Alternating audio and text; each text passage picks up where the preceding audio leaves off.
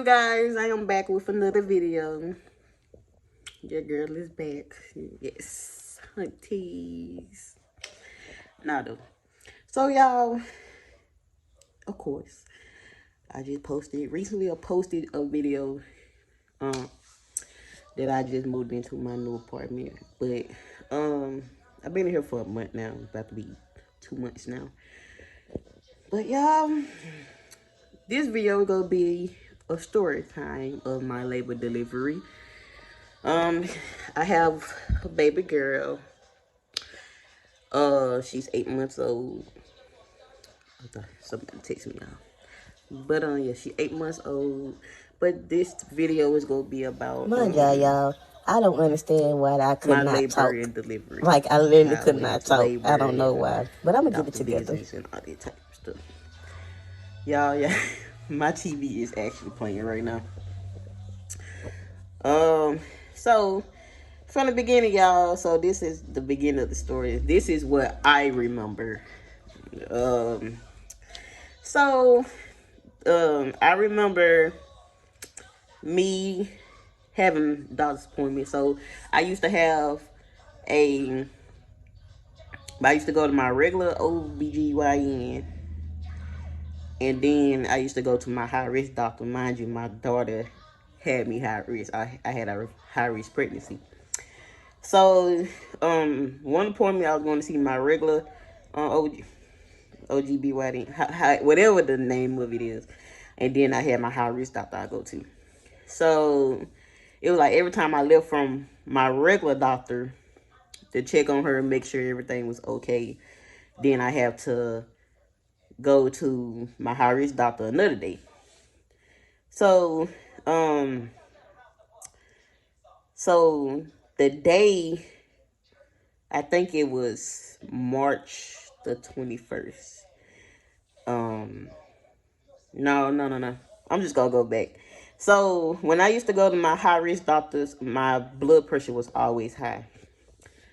So they used to always tell me, like, you know, if your blood pressure continues to be this high every time you come in, then 9 out of 10, we probably gonna have to have your baby early. Because they didn't want me to get preeclampsia. So, but I didn't have preeclampsia. I didn't have it. So they was trying to avoid me from getting it because my blood pressure was always high every time I went to go see them. So, mind y'all, my child's father was always there with me. Every doctor's appointment. Every high-risk doctor's appointment, not gonna say. And then sometimes he's coming to the OBGYN appointments too, but he couldn't come in. But he had to, like, stay outside. But the high-risk doctors, he was always there. We could see the ultrasounds and all that. So, yeah, y'all. March, March 21st. I went to my high-risk doctor. So, me and my child's father, we had went to my high-risk doctor. So, we went I had 2 appointments today. I went to my regular doctor, then I went to my high-risk doctor. So it was like after I left my regular doctor, I went to my high-risk doctor. So, y'all, mind y'all, both of my doctor appointments in Dallas. But I was living in Arlington, Texas at the time. So yeah, March 19th, we went in for the appointment, whatever. So then, you know, they did my blood pressure still high, or whatever. So then, the ultrasound, they were showing us, basically, they were saying that my daughter's heartbeat wasn't at a level that they wanted her to be at. Mind y'all, I was 36 weeks and 5 days. So I was almost 37 weeks pregnant. So I was almost 40 weeks, but she came 2 weeks early, 3 weeks early, sorry. So, y'all, so they put us in this room and they put this little, the little monitor thing around my belly for us to hear her heartbeat. And they was like, we're gonna let you sit in here for an hour or two. I believe we was in it for 2 hours. We just go listen to her heartbeat, and if it's not accelerating how the way they want it to, they wanted her heart rate to go up to 170. Mind y'all, their heartbeat kept going to like 160, 165. She would not push all the way to 170.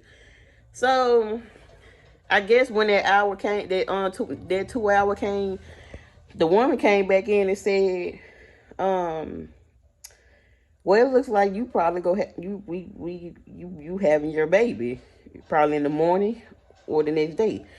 So at that point, I get nervous and scared because I'm like, I'm not ready. And then you just come in here and just bust out and just say it like that. Like, come on now, get me prepared.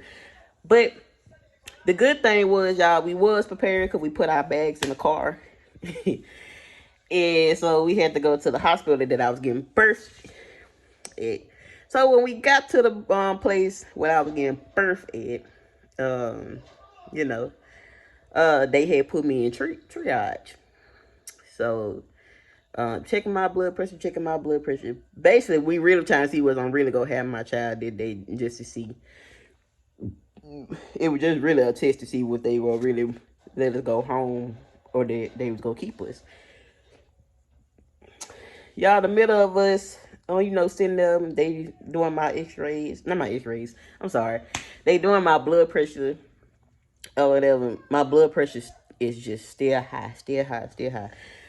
So, my brother had called the phone. And he was ready to get picked up from work. So I had to tell my child's father to go get him. Mind y'all, he did not want to leave the hospital. He was like, oh, he chapped. I'm not leaving you. I'm not trying to miss the birth of my daughter. This and all that type of stuff. So I'm like, go get him from work. He's not fit to be that stranded. Go let him in the house. Or tell him to drop him back off up here. I'm pretty sure I'm not fit to have no baby today. Or whatever. Well, basically, he was like, he don't want to leave me. He don't want to leave me and all that type stuff. He more worried than I am. So soon he left, y'all, the nurse came in and she told me, yeah, we gonna be keeping you, so you gonna be having your baby in the morning. So we go X, Y, and Z, put you in a room, give you some medicine to start your labor and delivery. So I had called him. And I was like, well, they just said that she'll be here tomorrow. Whoop. So y'all, when I tell y'all that, boy, hurry up and rush back to the hospital. Like, they didn't even put me in a room yet. I was still in triage. So, he came back. My brother came to see me, gave me a hug. And my brother did not stay. He went back home. Whatever. So then they ended up putting us in a normal room. It wasn't a labor delivery room. It was a normal room. So we get into the room, and basically they were just like, we gonna start your medicine and stuff. They were gonna put me on I think it was called Pitocin, if I'm not mistaken. But it was some type of medicine to start your labor and delivery. So we get in the room. Basically they was like, this your last time to eat or whatever you want to eat. Then after that, I couldn't eat no more because they were about to start my labor and delivery. They were about to start my labor. So the woman checked my uterus. My cervix was still closed. Like Belle did not want to come out, but they forced her to come out, basically. So so the nurse, she came and checked my cervix. I did not dilate. My cervix still closed. So what they had so they came up with this thing called, they put pills in your little area down there. You know what area that I'm talking about? Where the baby come out of. Yeah. So they were putting pills down there probably like every 3 hours. Sorry, guys. Probably like every 3 hours. So the pill was basically for them to open my cervix up for me to dilate. So the first dose she came in there and put in me, I was alright. I didn't feel nothing. Yeah, I'm sorry. My bunny is. I gotta buy me another bunny, and I just bought this bunny and it's already messed up. But anyway, so y'all, she gave me the first pill. I wasn't feeling nothing or whatever. So y'all, I went to sleep. And then I woke up. I'm sorry. I think the first time when she gave it to me, I started like okay, yeah. Okay. Anyway, so when she first had started it, I didn't feel nothing or whatever. So, like in the middle of the night, I was having contractions, and I didn't even know I was having contractions. I'm just in pain, but I didn't say nothing to the father of my child. He was asleep, and my dad was asleep. My dad came to the hospital, so they both was asleep, and I woke up in the middle of the night because I was in so much pain. My hip was in pain, but the mind, y'all, I did not know I was having contractions because I never knew what contractions feel like. So I went to the bathroom thinking that I had to, use the restroom, thinking that the pain was gonna go away from my hip. So went to go use the restroom. Got done use the restroom. Came back. I'm still in pain. So I woke him up. It's like I'm in pain. Like I don't know. Again, I did not know I was having contractions. So basically, he called a nurse in. He called a nurse and he pushed the little button talking about something. She's in pain. Yes, ma'am, she's in pain. Whatever. So the nurse came there, checked my cervix again, put another pill in there because I still wasn't dilating or whatever. So, she came in there and she had put something in my IV. Don't know what she put in there, but it made me went to sleep. All I just remember is when she put it in my vein, I was just talking and dozing off. And then I went to sleep. But it made me feel better. So I had got me some rest that night. So then probably like the next morning, they had put us in a labor and delivery room. So basically they was like, you'll have your baby in the morning. I posted on Instagram and everything and said, well, she'll be here in the morning. Mind y'all, she didn't come that morning. So we just in the labor and delivery room. First of all, it took them a long time to put us in the room because I guess everybody was having their kids that day. But then they was doing construction in the hospital. It was too much noise going on. So then they finally had put us in the room. Mind y'all, the room is big. It's a big labor and delivery room. I cannot get my words out right. It's a big labor and delivery room. So mind y'all, we get down there. They started my epidural process. Yes, I asked for the epidural because, my first pregnancy. I don't want to be in pain. I don't want to see anything. But mind y'all, they put that epidural in me. And I tell y'all, they put that needle in my back. And I started crying like a baby. And my child's father just in the front of me, holding me and just watching me tear down, crying. And now I just remember him in front of me, he crying. So I just like, you supposed to be stronger than I am. Why are you crying?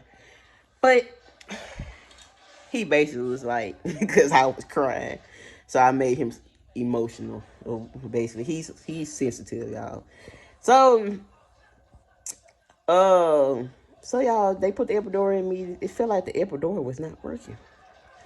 I was still feeling pain, still feeling contractions, and all that. So they came there and they had this little remote thing to make it the epidural work more or whatever.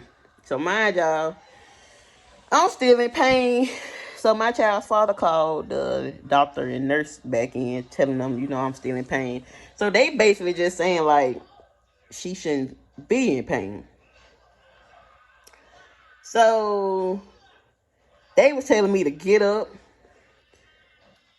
Not saying like in a rude way. They asked me, can I get up? So when I got up, and then he kept telling me, the person that did my door, he had told me to scoot over. So how the way I scoot over, he was like, oh, something wrong. She don't supposed to be moving like that. Like she's supposed to be paralyzed from the waist down. So I wasn't supposed to be moved. Like I was moving like a normal person should be moving. So basically he was like, that's not right. She shouldn't be moving like that. So, y'all, so they did it again. They put another door in me. And I guess it so-called worked it, but I feel like it didn't work because, I was still in pain, still in contractions or whatever. I kept going to sleep, talking to the father of my child and my sister. They was in the room talking. I'm just talking. I was just talking to them and was going to sleep, talking to them. Then all of a sudden, my water broke. And then I remember them talking, and I bust out and said, y'all, I think my water just broke. Because, y'all, it was warm, and all I felt was water. So they came and checked me, and it was like, yeah, your water broke.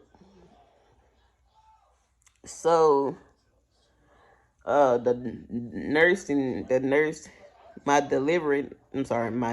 that was for the labor delivery, she came and checked me. And I believe she said, first I was dilated to 3 centimeters. Then the next time she came in and checked, I was at 7. Then the next time she came there, I was completed. So we were waiting on the doctor. But y'all, part 2 coming up. And I'd explain the rest of the labor delivery. So I had to end this video so soon. But y'all, it's gonna be a part 2. I'm gonna make a part 2. But